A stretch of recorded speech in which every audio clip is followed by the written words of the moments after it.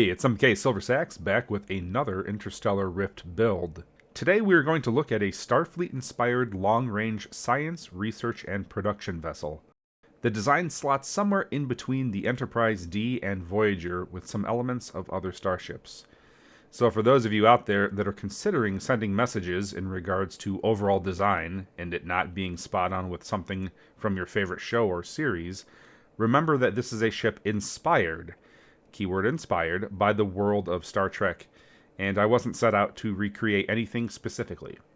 Furthermore, it's not meant to be a compact ship, and you'll notice that later when we go over the floor plan.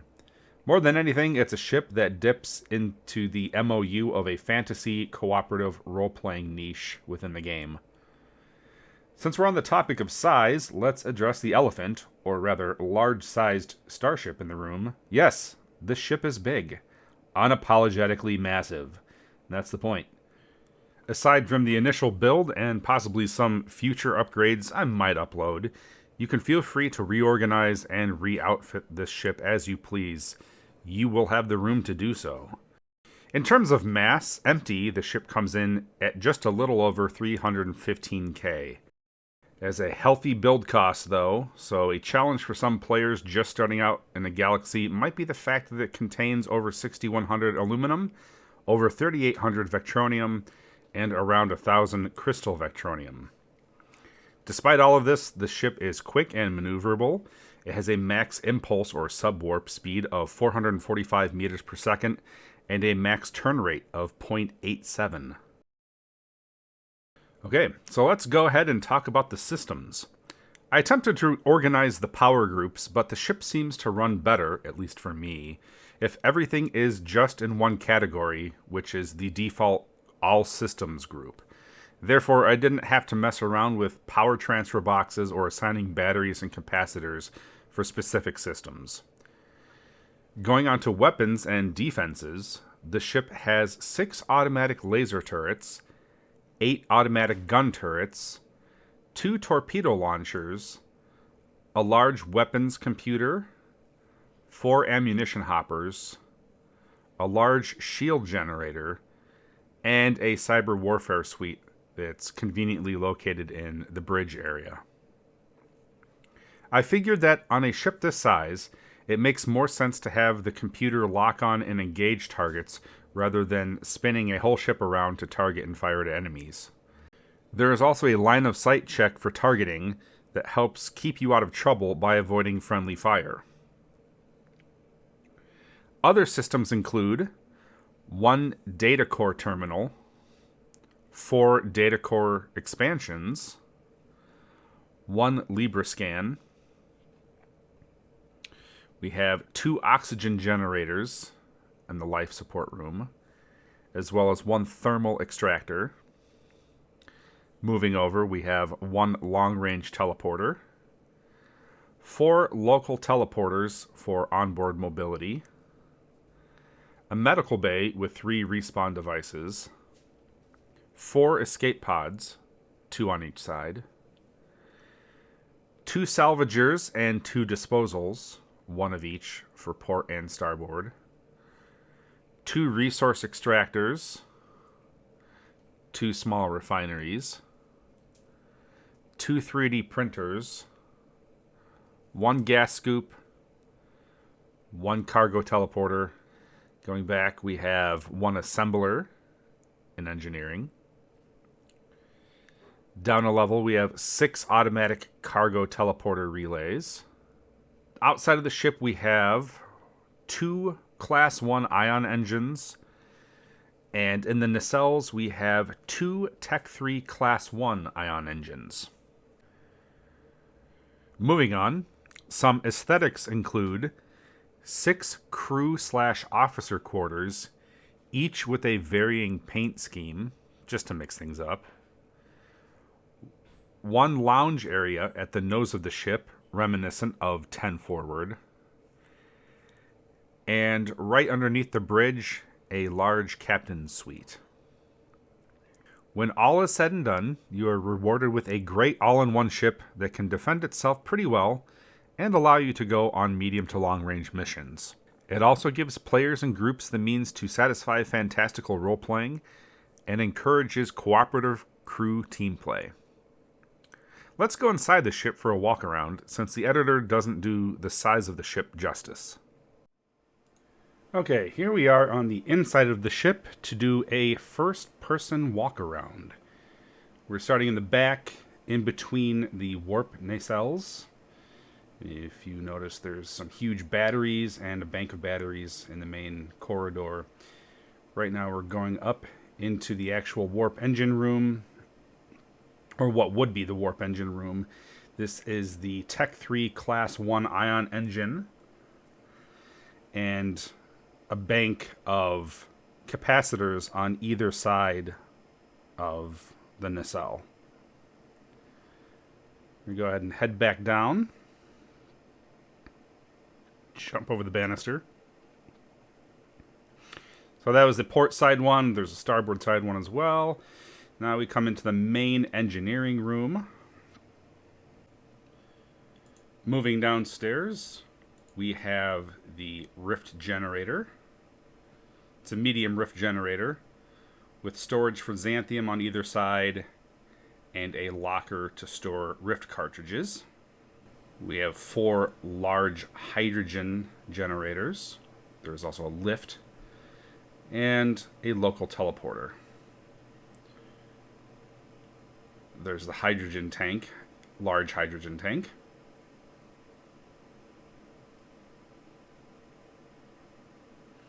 We'll take the lift up.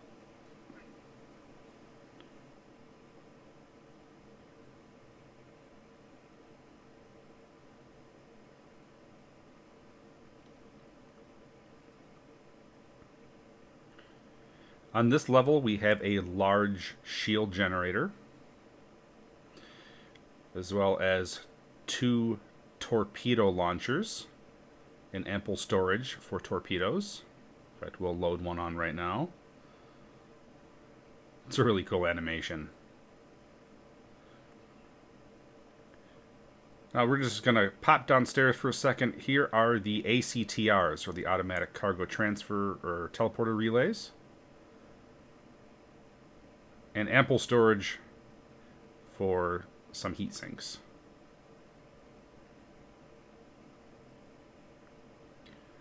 Going up a couple flights, we have yet another local teleporter, followed by an armor generator,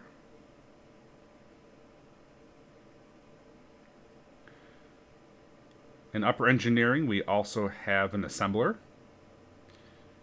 And here we're going to go to the crew corridor. On the left, you will see a salvaging room. This is the port side salvaging room. In the middle, you have manufacturing and mining. We saw a little bit of this in the floor plan. There's the gas scoop.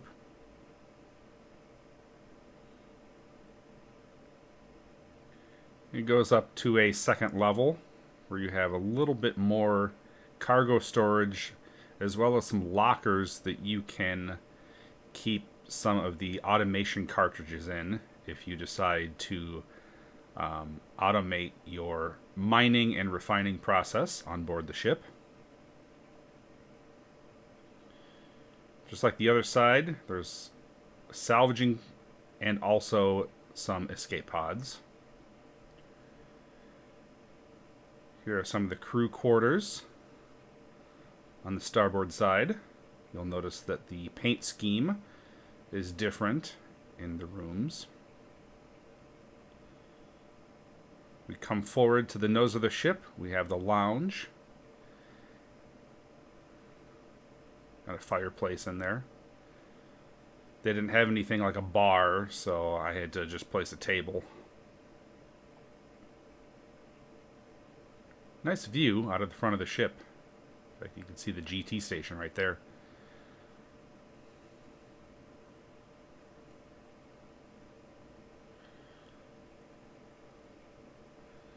Some more crew quarters on the right.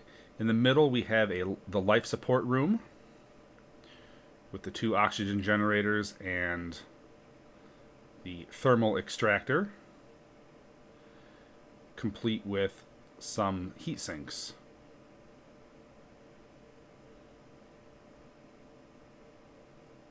And of course, in this room, there's ample storage for extra oxygen and or coolant and heated coolant.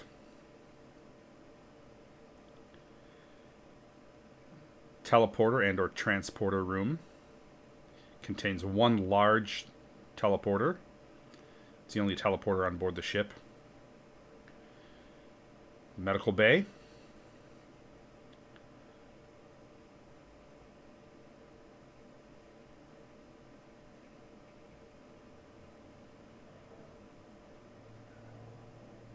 And now we will go up yet another flight. We are going into the bridge section.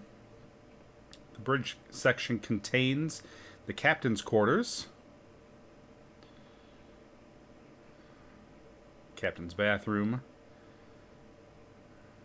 kitchen and dining area,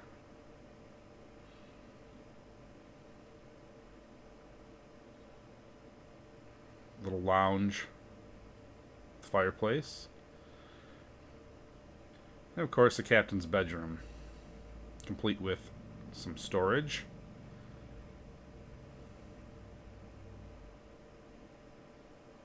We go out into the main bridge corridor, and we are going to go right into weapons. Battery charger, lots of weapon storage, 4 hoppers for ammunition. And then over here we have a large weapons CPU, or large weapons computer. You'll notice the line of sight toggle. We have automated weapons on board. And then this right here is like the mission conference room. You'll see this on a lot of episodes of different, Star Trek.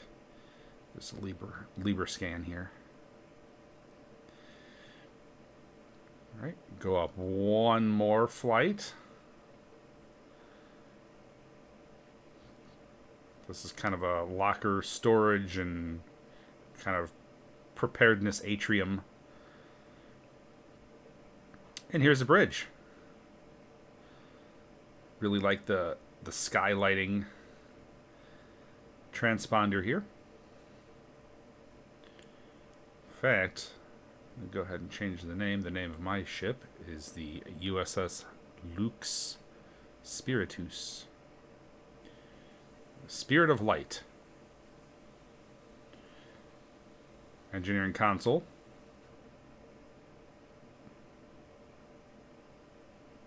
You'll notice that there are different rooms, so you could shut things on and off by room. There's the Cyber Warfare Suite, and of course, the local teleporter. And here's the main portion of the bridge. Captain's chair to the right, helm to the left. Let's go ahead and go to full impulse.